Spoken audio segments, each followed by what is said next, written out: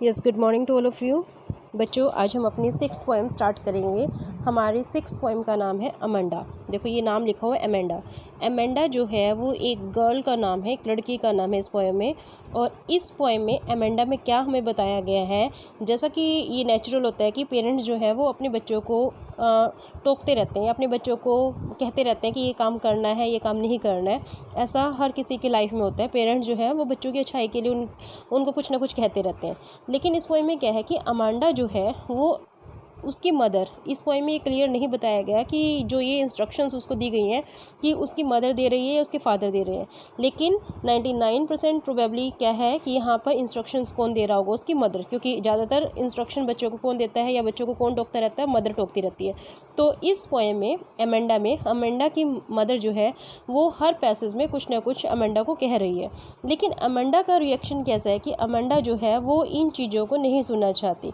Means बच्चे जो होते हैं वो एक तरह से फ्रीडम चाहते हैं, उन्हें अच्छा नहीं लगता कि उन्हें हर बात के लिए टोका जाए। तो इस पोएम में भी अमेंडा जो है वो अपना रिएक्शन बताती है। जब उसकी मदर उसे कुछ कहती है तो उसका रिएक्शन इसमें दिया गया है कि अमेंडा जो है किस तरह से रिएक्ट करती है या मन ही मन वो क्या सोचती है।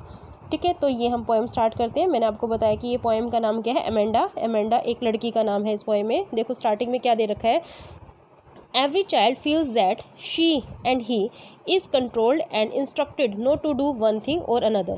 प्रत्येक बच्चा ये सोचता है कि उसको कंट्रोल किया जाता है, उसको इंस्ट्रक्ट किया जाता है कि ये चीज़ करनी है, ये चीज़ नहीं करनी। मीन्स पेरेंट्स जो है वो इंस्ट्रक्शन देते रहते हैं कि ये काम करना है, ये काम नहीं करना है। You too may feel that your freedom is curtailed. आप भी यह फील करते होंगे कि आपकी फ्रीडम को कर्टेल्ड कर दिया गया है, मतलब बांध दिया गया है। Write down some of the things you want to do. उन चीज़ों को लिखो, कुछ चीज़ों को लिखो जो आप करना चाहते हैं।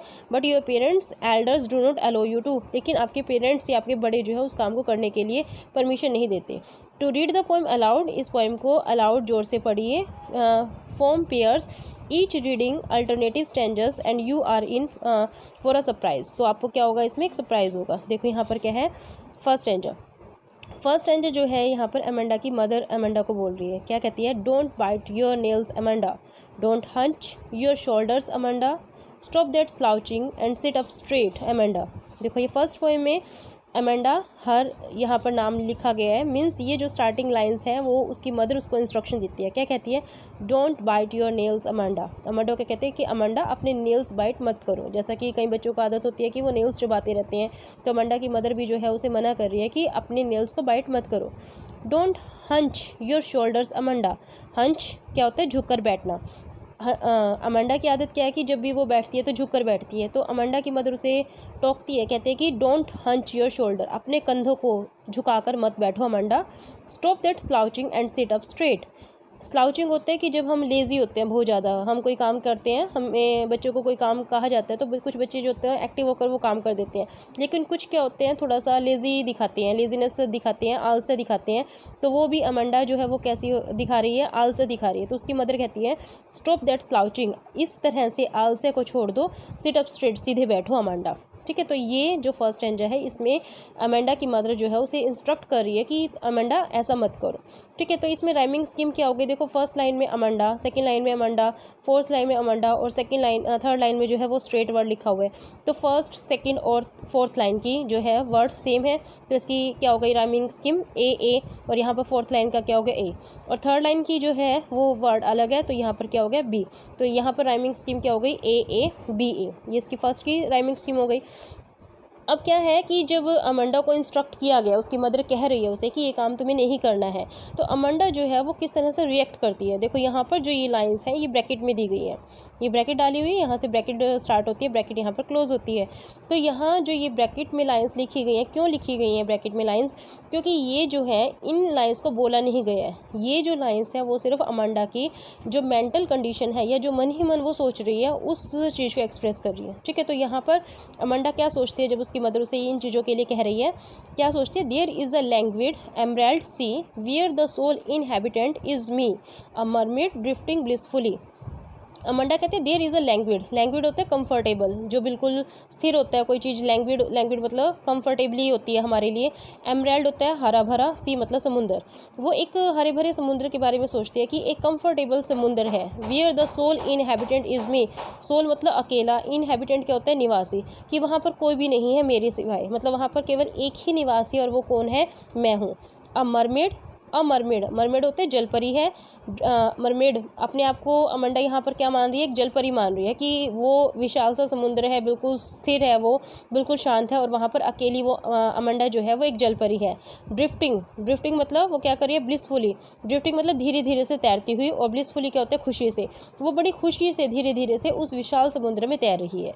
मीन्स यहाँ पर अमंडा जो है वो अपनी मदर के इंस्ट्रक्शंस को नहीं सुनना चाहती, वो अकेले रहना चाहती है। तो जब वो अकेले रहना चाहती है तो उसके मन में ये बातें चलती हैं कि काश वो एक समुद्र में होती और समुद्र में वो अकेली ही एक निवासी होती और वो अपनी मर्जी से अपनी खुशी से वहाँ पर धीरे धीरे तैरती। ठीक है, तो ये लाइंस जो है उसकी मन की कंडीशन को शो कर रहा है। फिर नेक्स्ट में फिर वही उसकी मदर क्या कहती है उसे, did you finish your homework Amanda, did you tidy your room Amanda, I thought I told you to clean your shoes Amanda.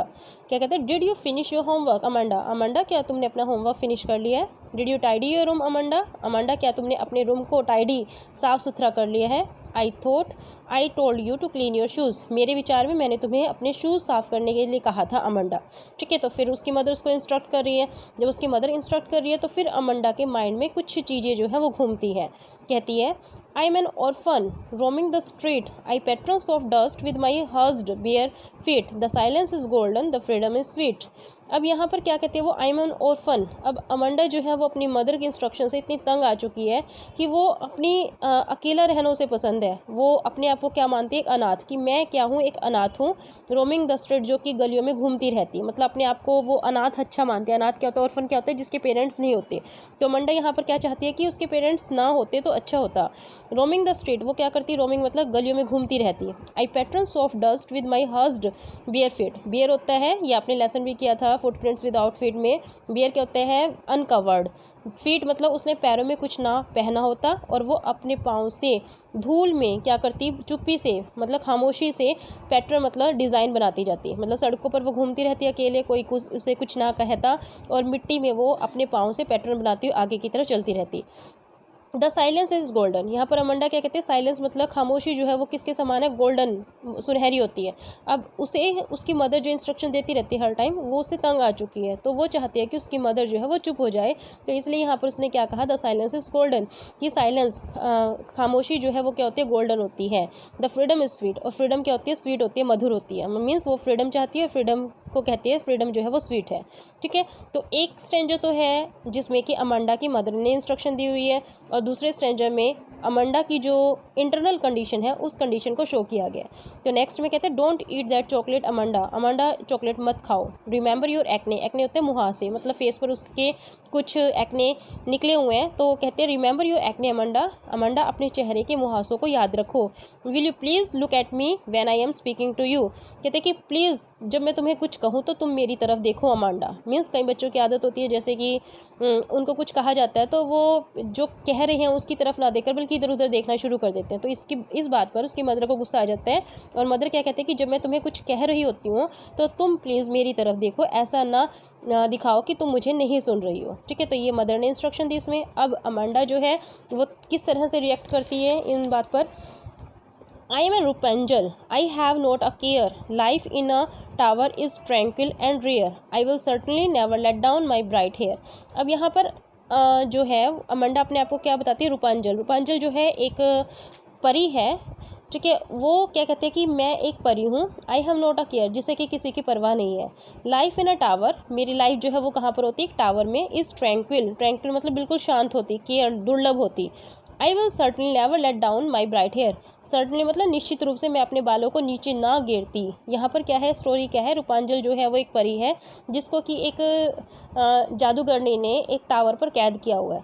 ठीक है। उस जादूगरनी को जब उस टावर पर आना होता था तो रूपांजल क्या करती थी, अपने बालों को नीचे गिर देती थी, और जो विच थी वो मतलब जादूगरनी थी, उन बालों पर चढ़कर वो ऊपर चढ़ जाती थी। लेकिन यहाँ पर जो अमांडा है वो क्या कहती है कि वो भी एक टावर पर रहना पसंद करती है। मीन्स वो अपने घर में अपने पेरेंट्स के साथ रहना पसंद नहीं करती। मीन्स वो इतनी तंग आ चुकी है कि वो एक टावर पर रहना पसंद करती है, और वो चाहती है कि वो, जैसे यहाँ पर तो यह है रूपांजल जो जल परी है, जो परी है, वो तो क्या करेगी, अपने बालों को नीचे गिरकर और विजार्ड को ऊपर बुला लेती है। लेकिन ये कहते हैं कि मैं अपने बालों को नीचे नहीं गिराऊंगी, ताकि मेरी मदर जो कि एक विजार्ड की भांति उसे हमेशा तंग करती रहती है, वो अपने बालों को नीचे गिराकर अपनी मदर को वहाँ पर टावर पर आने की परमिशन नहीं देगी। मीन्स वहाँ पर वो अकेली रहना चाहती है। ठीक है, तो यहाँ पर अपने आप को वो क्या बताती है, रूपांजल बताती है।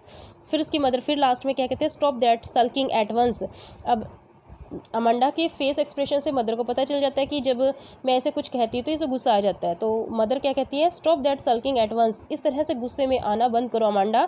You are always so moody. तुम हमेशा, मूडी मतलब चिड़चिड़ी रहती हो Amanda. Anyone would think that I nagged at you.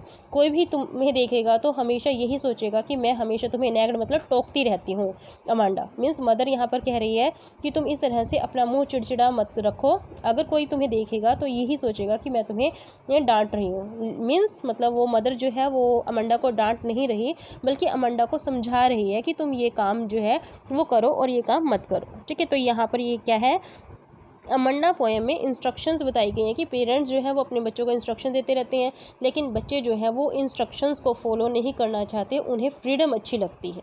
Clear.